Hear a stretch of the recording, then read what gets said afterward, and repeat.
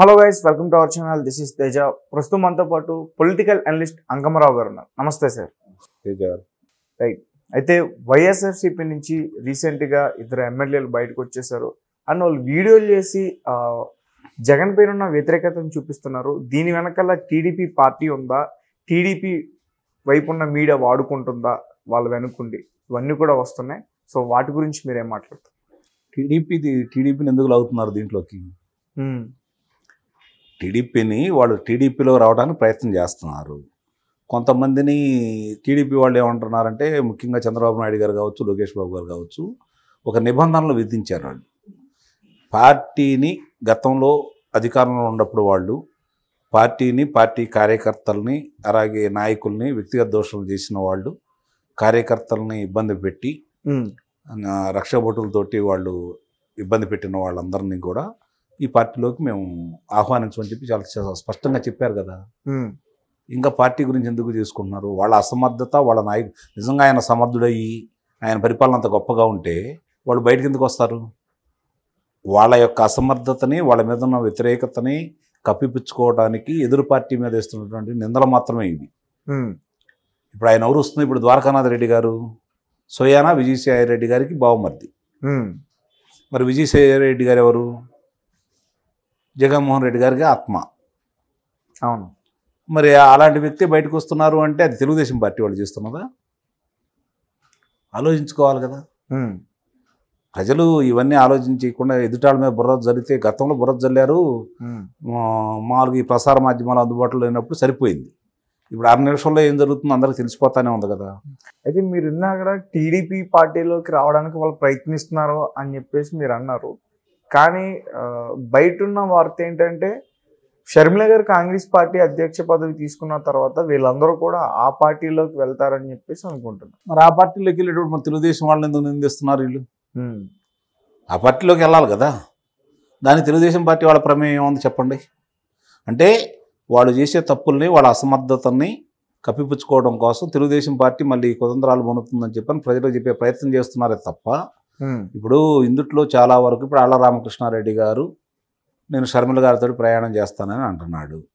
సాంప్రదాయంగా ఒకనాటి కాంగ్రెస్ పార్టీ ఓటర్లు, నాయకులు, అలాగే రాజశేఖర రెడ్డి గారికి వీర విధేయులైన వాళ్ళు, రాజశేఖర రెడ్డి గారు అంటే కాంగ్రెస్ పార్టీ అంటే రాజశేఖర రెడ్డి గారిగా భావించిన వాళ్ళు, ఆయన అభిమానులుగా ఉండి కాంగ్రెస్ పార్టీలో కొనసాగుతున్న వాళ్ళు, కొడుకుగా రాజశేఖర రెడ్డి గారిని చూసుకుందాము, ఆయనలాగే చేస్తాడని భావించిన వాళ్ళు, వాళ్ళ ఆశలు నిరాశలైపోయినాయి. కాబట్టి వైఎస్ షర్మిల గారు ఈరోజు కాంగ్రెస్ పార్టీలో తిరిగి బాధ్యతలు స్వీకరిస్తే ఆమెతో పాటు ప్రయాణం చేయాలని కోరుకుంటారు. ఎందుకంటే వాళ్ళు తెలుగుదేశం పార్టీ వాళ్ళంటే పడదు, తెలుగుదేశం పార్టీలోకి రారు వాళ్ళు.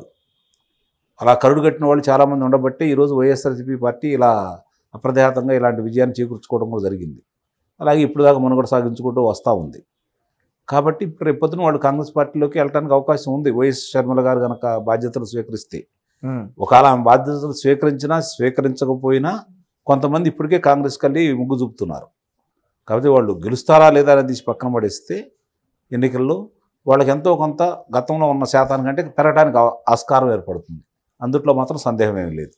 Right sir. అలాగే 2014లో టీడీపీ, అలాగే జనసేన, బీజేపీ పార్టీ ఈ మూడు కూడా పొత్తులతో ఆంధ్రప్రదేశ్ ఎన్నికల్లో గెలవడం జరిగింది. దాని తర్వాత పై ప్రభుత్వాన్ని, బీజేపీ ప్రభుత్వాన్ని చంద్రబాబు నాయుడు గారు ప్రత్యేక హోదా కోసం ఫైట్ చేశారు.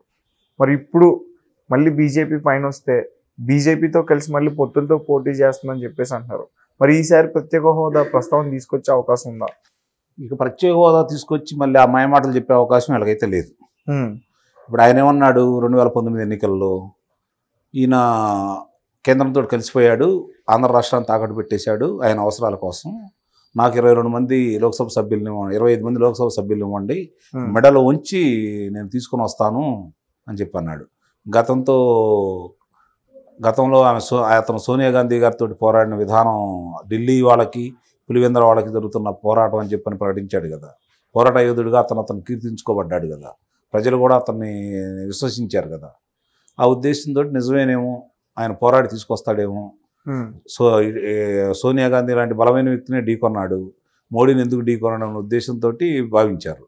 కానీ వాళ్ళు ఇంకా ప్రమాణ స్వీకారం చేయడానికి వెళ్ళి వాళ్ళ దగ్గరికి వెళ్ళేసి మనకి ఇప్పుడు అవకాశం లేదు, వాళ్ళకి చాలా ఎక్కువ స్థానాలు వచ్చినాయి కాబట్టి వాళ్ళు చెప్పింది ఏంటనే తప్ప మనం బతినాడు తెచ్చుకోవడమే కానీ పోరాడే స్థాయి లేదని అతను ప్రకటించుకొని తొలిసారిగా ముఖ్యమంత్రి కాకతలకే అతని ఎంత బేల తత్వం, అతను చెప్పేదానికి చేసేదానికి ఎంత వ్యత్యాసం ఉంటుందో చెప్పుకున్నాడు ఆయన.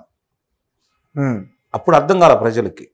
కానీ రోజు రోజుకు జరుగుతున్న పరిణామాలను చూసుకుంటే అతనికి ముఖ్యమంత్రి పదవి అతను కాపాడుకోవడానికి తప్ప ప్రజల కోసం కాదు అనేది ఈరోజు ప్రజలందరూ విశ్వసిస్తున్నారు. అంటే ఐపాక్ సర్వేని ఎక్కువ ఫాలో అవుతున్నారు జగన్మోహన్ రెడ్డి గారు అని కూడా అంటున్నారు.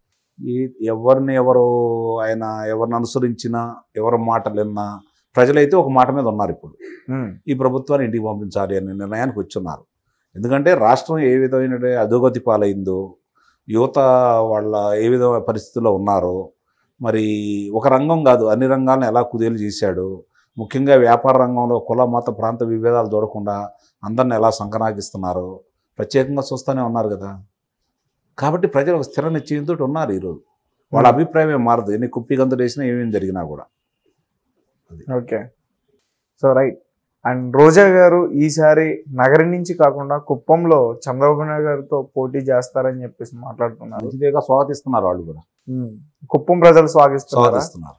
ఓకే, ఇదేంటది సార్ స్వాగతించడం నాకు అర్థం కాల. రావాలని కోరుకుంటున్నారు. చంద్రబాబు నాయుడు గారి మీద రోజా గారు లాంటి వ్యక్తి రావాలని కోరుకుంటున్నారు. ఇప్పుడు ఆమె చెబుతుంది కదా, ఇక్కడికి వచ్చి ఏం చెప్పిద్దో ఏం మాట్లాడిద్దో రేపు చూస్తారు కదా.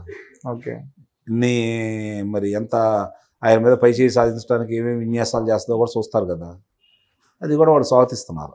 ఓకే, సో వైఎస్ఆర్సీపీ పార్టీలో ఎవరైతే ఎమ్మెల్యేలకి టికెట్లు ఇవ్వట్లేదో వాళ్ళకి టీడీపీ పార్టీలో టికెట్లు ఇచ్చే అవకాశం ఉందా? లేదు, ఎట్టి పరిస్థితుల్లో లేదు.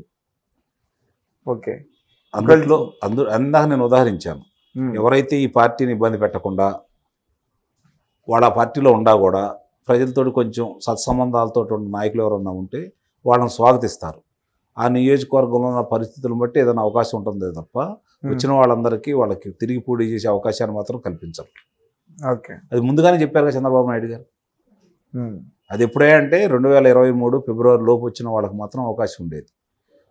యువగళం పాదయాత్ర ముగింపు కాగతలికి, ఆయన నిర్బంధంలో తీసుకోతలికి, ఆయన కారాగారం శిక్ష విధించతలికి కారాగారంలో పెట్టినంత వరకు ఆయన్ని దగ్గర వచ్చి కలిసి ఉంటే ఆ రోజు అవకాశాలు ఉండేవి. ఇప్పుడు ఇదంతా లేదు ఇక. అయితే ఈరోజు జగన్మోహన్ రెడ్డి గారితో షర్మిల గారు కలవనున్నారు, కలిసే ఉంటారు. సో మరి వాళ్ళిద్దరు కూడా దేని గురించి మాట్లాడుకునే అవకాశం ఉంది? చాలా స్పష్టంగా కొడుకు పెళ్లికి అన్నను ఆహ్వానించడానికి వెళ్తుంది. తప్పేం కాదు కదా అది. ఇప్పుడు ఇంతకుముందు గతంలో ప్రతిపక్ష నాయకుడు ఇంట్లో పెళ్లి జరుగుతుంటే అధికార పార్టీలో ఉన్న ముఖ్యమంత్రి దగ్గరికి వాళ్ళందరి దగ్గరికి వెళ్ళి వాళ్ళు వివాహ పత్రికలు ఇచ్చేసి వాళ్ళని ఆహ్వానించడం జరిగేది కదా. ఇప్పుడు కూడా అదే పరిస్థితి. సొంత అన్న ఇవ్వకుండా ఎట్లా ఉంటుంది? బయటాడైతే కాదు కదా. ఇప్పటికీ అన్నగారు ఆమె లోటస్ పాండ్ లెక్కేసుకుంటే ఇద్దరిలో దాంట్లోనే ఉంటుంది, కలిసే ఉండట్టే లెక్క కదా. కాబట్టి మనం వేరువేరుగా ఎందుకు చూడాలి? రేపు ఆమె కాంగ్రెస్ పార్టీ చేరి ఆమెకి ఏదైనా పదవి ఇచ్చేసి ఆ పదవి తీసుకొని అన్నగారి మీద తిరగబడ్డప్పుడు, అన్నగారిని విమర్శించినప్పుడు, ఆయన చేసే విధానాలను విమర్శించినప్పుడు ఆ రోజు మనం మాట్లాడుకుందాం మనం ప్రత్యేకంగా. ప్రస్తుతానికైతే అన్న మేనల్లుడి పెళ్ళిని పిలవడానికి వెళ్తుంది. తన కొడుకు అన్నకు మేనల్లుడే కదా. రానన్నా నీ మేనల్లుడిని ఆశీర్వదించు అని చెప్పని అడుగుతుందో, లేకపోతే నువ్వే దగ్గరుండి పెళ్లి చేయమని అడుగుతుందో చూద్దాం.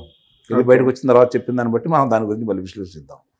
అంటే బయట ఒక విషయం చక్కర్లో పడుతుంది. ఆ విషయం ఏంటంటే షర్మిల గారు కాంగ్రెస్ పార్టీని తీసుకున్న తర్వాత ఒకవేళ నిజంగా పోటీ చేస్తే, ఒకవేళ సీట్లు వస్తే అన్నా చెల్లెళ్ళు ఇద్దరు ఒక గేమ్ ప్లే చేసే అవకాశం ఉంటుంది ఆంధ్రాలో అని చెప్పేసి అంటున్నారు.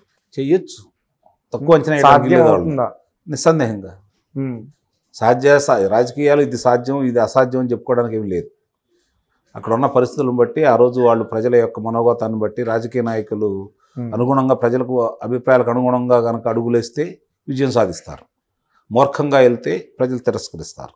ఓకే, ఇప్పటి వరకు కూడా ఇంకా అన్నాజల్లో ఒకటేనే ప్రజలు భావిస్తూనే ఉన్నారు. వీళ్ళిద్దరూ వేరు అని చెప్పి అయితే ప్రజలైతే భావించట్లేదు.